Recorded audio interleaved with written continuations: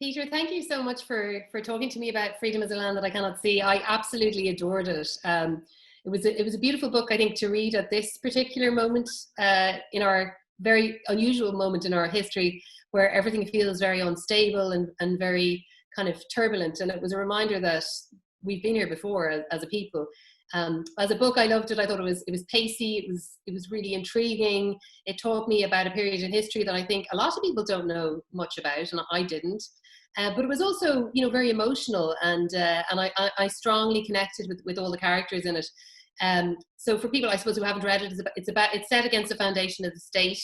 It's against a background of an emerging sectarianism, the threat of famine in the west of the country, the kind of restrictive moral code that existed at that time, the systemic sectarianism that was emerging, and even some very things I think that will resonate with the contemporary audience, the kind of prejudice against gay people, the limited opportunities for women. So it says, although it's set 100 years ago, it really speaks, I think, to a contemporary audience. But despite all that, there's joy in it as well, and there's beauty in Rose's perceptions and her memories of the world. And it's a love story, isn't it? It's a love story, and not one but two men. And also, I thought between her and her brother, there's a really strong love story there. So, where did this novel start for you? Did it start with the character? Did it start with the place? Well, it started actually with my mother, who was born in 1920 in Sutton. She grew up in Sutton. She was actually born in England, but then as a child, she was moved over as an infant to Sutton. And a few years ago, I began thinking, gosh, in a few years, my mother will be 100 years old if were she alive. So I dived back into that whole period of history, and I really found things that I had never known before about. First of all, about the 1920 and what we now call the War of Independence, which wasn't called that back then, and then 1924, a year after the Civil War. The Cosgrave government and what was going on there. I found all this stuff, and I kind of dived into it and stayed in it. And I suddenly was back there in 1920. And so my mother, at that point, was completely forgotten because, of course, she was only born in 1920, and Rose, my heroine, was born in 1900. And I gradually, the story gradually came to me out of this thicket of intrigue and history and you name it, and it kind of swam out to me over a period of about 4 years. That's a beautiful way to describe it. So I'm intrigued to hear that you didn't know a lot about this history because, I did want to talk to you about the historical context first, because I think I was surprised to learn that there were famine conditions prevailing in the West. And I wasn't sure actually whether you'd invented that until I read kind of the acknowledgements and the historical note at the end that wraps it up, the kind of imaginative historical note that you created. So I've since read your article that you wrote for the Irish Times about it. So you dug up newspaper reports at that time that described, I think, people in Connemara surviving on seaweed and shellfish. Tell us a little bit about what you learned. Well, I learned, and this was kind of like a catalyst really in writing the book when I came upon this. It was mainly through, there's a great channel called the Irish History Podcast. A man called Finn O'Dwyer runs it. And he had come across, because either his grandfather or his great-grandfather had been involved and had suffered. And so in 1923 and 1924, you had very, very bad harvests. You had no harvests. You had very wet conditions. And so no turf was saved, no potatoes were saved, and the animals were dying for lack of fodder. And Ireland was incredibly poor. And the Cosgrave government, when they began to get questions being asked by American newspapers, is there a famine condition? Are there famine conditions in the west of Ireland? Decided they had to cover it up as best they could because it would affect their ability to borrow money if everybody perceived Ireland as a disaster. And of course, you also have the thing that having blamed, and rightly so, the Brits for famine, the Great Famine, they were now staring in the face of presiding over their own famine. And so so that was a catalyst. Really, the weather improved and the harvest was saved. But at the time, it was critical. So catastrophe averted. Yes.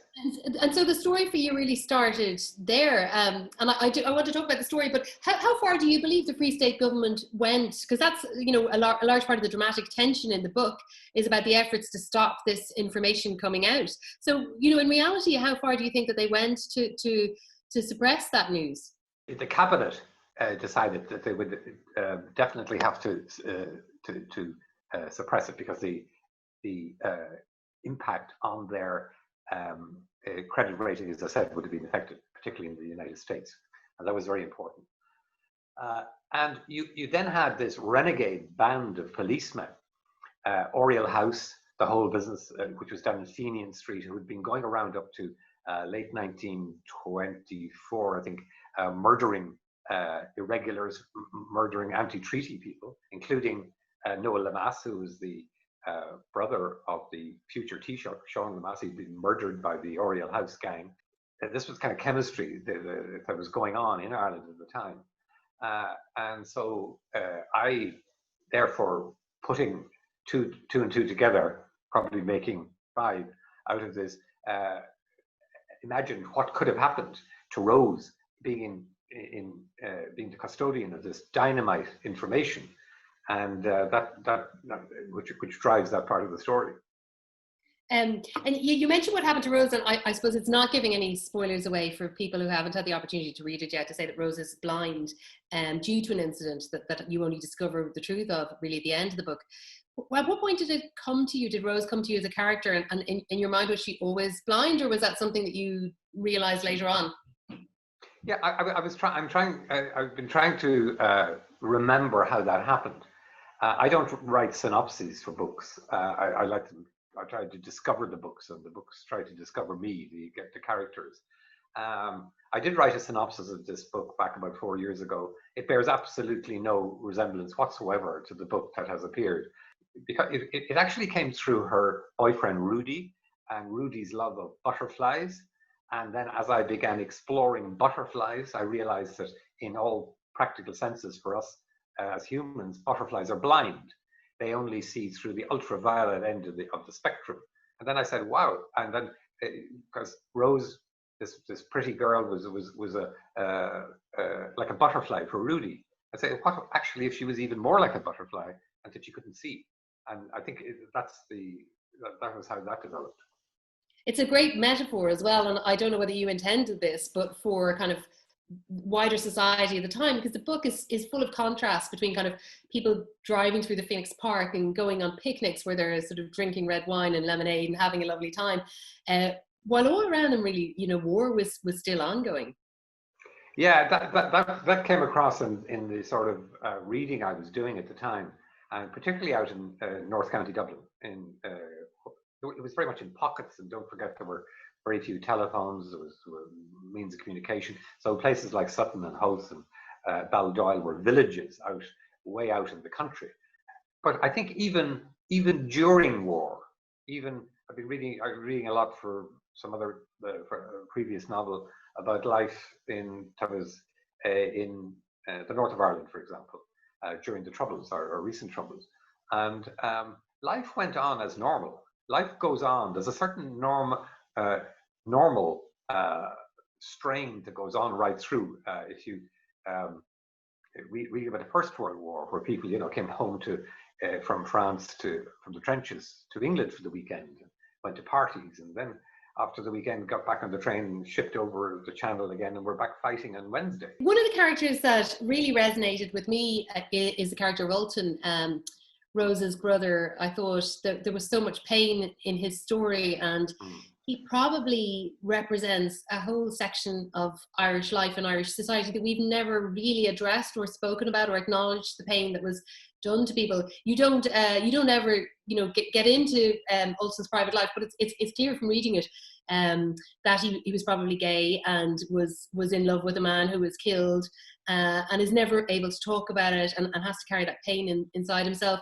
Was that something that you were interested in exploring, or again did Ultan just kind of come to you fully formed as a character? No, I was interested as Ultan came along, and as his relationship with his mentor in the Irish Independent, Harry Deegan, kind of evolved, and I realized that Ultan could probably, you know, he could probably be gay because of the way his character was developing.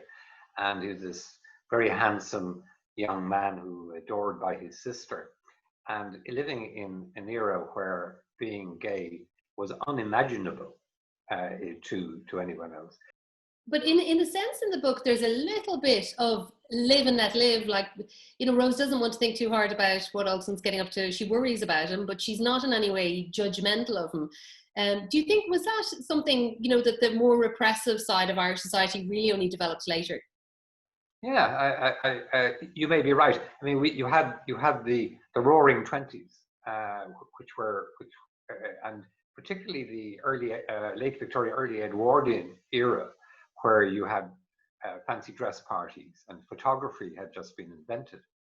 My own great grandfather was a daguerreotype photographer, and he ran a studio in which people dressed up outrageously in mainly Middle Eastern or Oriental costume with makeup and beads and Oriental costumes, and to be photographed with each other at parties.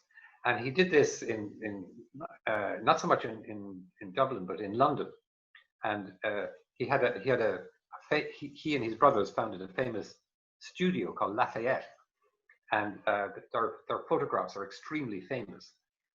That must have been a wonderful time for people to express their sexual identities then out of nowhere. In some of your previous novels, and in this one as well, I think there's a fascination, an ongoing fascination that you have with the outsider. You know, a lot of your characters that you seem to, or that maybe the reader connects with most deeply, have something that sets them apart from everybody else.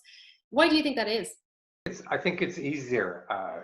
For example, when I was writing my novel, The Taoiseach, it was easier to tell the story from the point of view of the Taoiseach's sidekick, who was called Bunny Gardner, rather than to talk about the main man himself, who was called Harry Messenger, for reasons we had to go along with at the time of the publication of the book. And I think the outsider or the sidekick is a bit like Iago in Othello, commenting on stuff. It's much easier maybe that sideways glance. And if you're an outsider, and in Rose's case, in Freedom is a Land I Cannot See, it's the fact that it's such a tiny unit she's part of, living in this cottage in Sutton, basically on her own, with the housekeeper who's looking after her in the first part of the book. And so this is a kind of a microcosm of a certain type of Irish, of an Irish family, from which I hope the whole canvas can be read of what's happening in the city and the country all around them. Really, it's like, I always think it's like if you moved into a new neighborhood and you meet your neighbors for the first time and you're introduced to people and you've only just met them, and a time to get to know them then, before you can trust them and know what they're going to do and react to you. It's the same with creating characters for me. It takes me a long time to get to know them. And then at the very end of the process, when the book is finished, I'm bereft because I have to move out of the neighborhood and say goodbye and start all over again. I think, it's a historical novel, but it's a historical novel with huge power and emotion and resonance, I think, for audiences today. So congratulations again on it. I absolutely loved it, and I hope it is widely read. It deserves to be.